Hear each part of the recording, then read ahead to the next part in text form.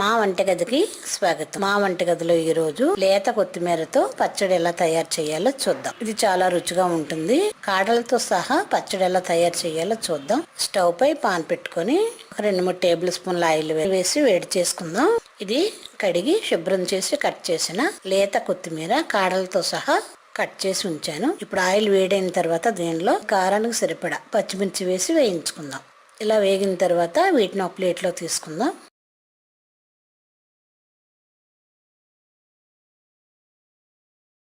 తర్వాత ఇదే ఆయిల్లో 1 టీ స్పూన్ జీలకర్ర, టీ స్పూన్ మినపప్పు, టీ స్పూన్ శనగపప్పు వేసి ఒకసారి వేయించుకుందాం. ఇలా జీలకర్ర ఈ పప్పులు కూడా బాగా వేగిన తర్వాత వీటిని తీసుకొని ఒక ప్లేట్లోకి తీసుకుందాం.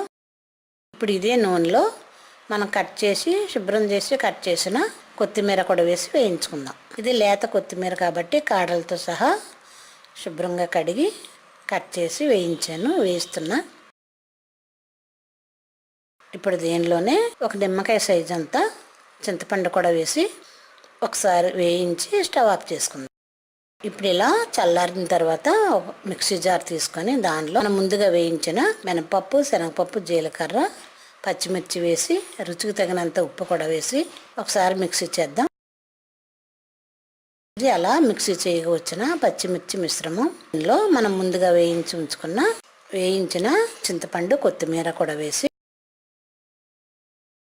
దానిలోనే ఒక 4-5 వెల్లుల్లి రేకలు కూడా వేసి మరొకసారి మిక్సీ చేద్దాం.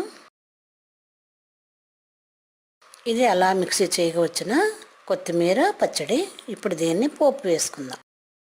స్టవ్ పై పాన్ పెట్టుకుని 1 టీ స్పూన్ ఆయిల్ వేసి దానిలో కొద్దిగా జీలకర్ర, కొద్దిగా ఆవాలు, ఒక 10-15 మెంతి గింజలు, ఒక 2-3 ఎండుమిర్చి, కొద్దిగా కరివేపాకు కూడా వేసి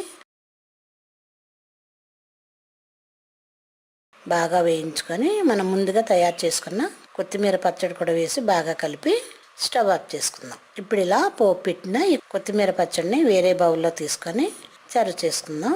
మా వంటగదిలో ఎంతో రుచిగా ఉండే హెల్త్ పరమైన లేత కొత్తిమీరతో పచ్చడి రెడీ. మరిన్ని వంటల కోసం మా వంటగదిని సబ్స్క్రైబ్ కాగలరు. ధన్యవాదములు.